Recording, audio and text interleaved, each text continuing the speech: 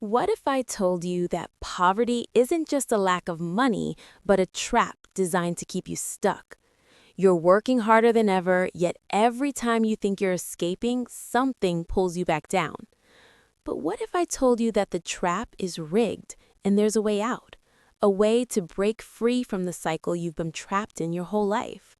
Most people think poverty is just a lack of money. But if you believe that, you're missing the bigger picture. Poverty isn't just about what's in your bank account. It's a gravitational force that pulls you down no matter how hard you work. It's a trap that keeps you stuck in place no matter how much you hustle or save.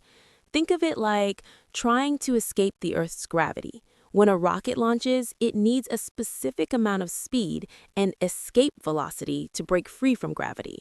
Without that, no matter how much fuel the rocket uses, it will never make it. Instead, it'll just fall back to Earth. That's what it feels like to be stuck in poverty.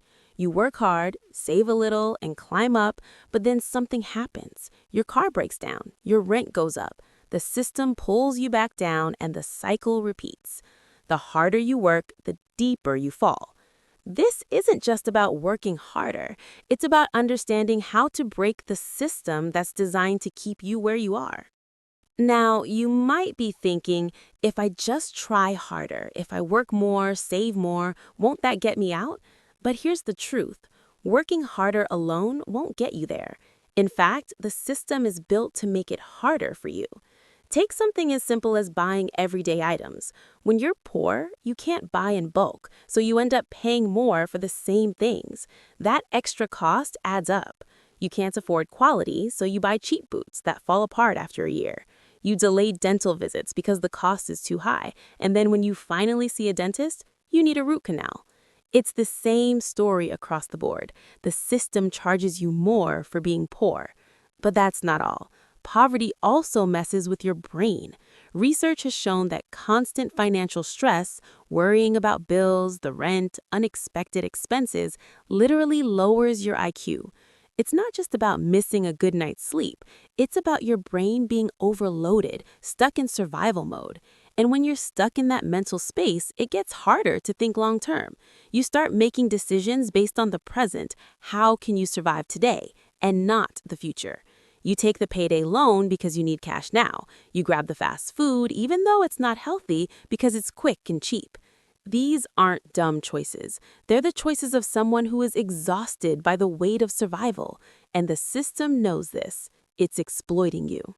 Now, let's dive even deeper. These small, seemingly insignificant decisions, the payday loans, the cheap shoes, the unhealthy food, they're part of a bigger problem. It's called the dopamine trap. Every time you spend, your brain gets a quick hit of pleasure. It's not about enjoying the item, it's about the relief from the constant stress of survival. For a moment, when you buy that new pair of shoes or the latest gadget, you feel like you matter. Your brain releases dopamine, the feel-good chemical, giving you a temporary escape from your daily struggle. But here's the kicker. This relief is short-lived. The pleasure fades quickly, but the debt sticks around. That's why so many people who are poor end up buying things they can't afford, even when they know it's a bad financial decision. The temporary relief of dopamine addiction is powerful. It's a coping mechanism, a way to escape the pain of constant stress. And every time you do it, you're feeding the cycle, draining your future in exchange for fleeting moments of relief. But it doesn't stop there. There's another trap in the system, the linear income trap. Most people are taught that to make more money, you have to work harder, get a second job, work overtime. But here's the problem. Time is finite. You can only sell so many hours in a day. Your income is capped, but your expenses aren't. Inflation eats away at your purchasing power every year, while your wages stay stuck.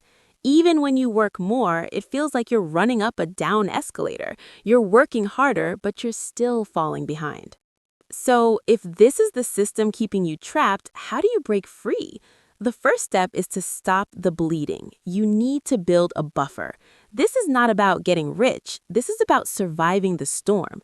Your goal isn't to buy that new car or invest in the stock market just yet. Your first financial goal should be to save $500 or $1,000 somewhere you can't easily touch.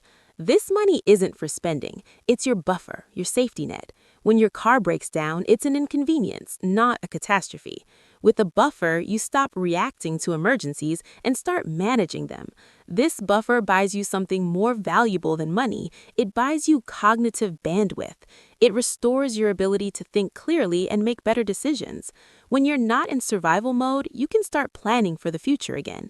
It gives you the energy to escape the cycle. It allows you to start looking up, seeing the horizon, and realizing there's a way out. But you have to make sacrifices. You might have to live like a monk for a while, cut back on the things that drain your wallet, like eating out, new clothes, and entertainment. This is a temporary reset for your brain. The uncomfort of cutting back will pay off in the long run. The real payoff isn't just financial, it's mental. Once you have this buffer, the stress of survival starts to fade, and you can begin to make smarter, more proactive decisions. Once you've built that buffer, you've unlocked the first step towards freedom. But the journey doesn't end there, it's just the beginning. The real change happens when you understand the power of compound growth, not just with money, but with your time, your skills, and your mindset. You see, while you've been stuck in survival mode, the world has been moving on. The rich aren't working harder, they're working smarter. They're investing their time and their money in assets that grow exponentially, whether it's the stock market, real estate, or businesses. The secret to wealth isn't about working more hours, it's about creating value, about stacking skills, building assets, and investing in things that pay you back over time. When you start investing in yourself, learning new skills, building your own skill stack, you're no longer limited by time. The more you learn, the more valuable you become. And with each step you take, the snowball of your wealth starts to grow. The moment you realize this, you stop being the one who has to work hard just to survive. You become the one who makes money while you sleep. It's not going to happen overnight, but if you follow these steps, if you break free from the traps that are holding you down, you will reach escape velocity. And once you do, everything changes. The friction disappears. You're no longer a slave to the system. You are free. You've broken the gravitational pull of poverty, and you can soar.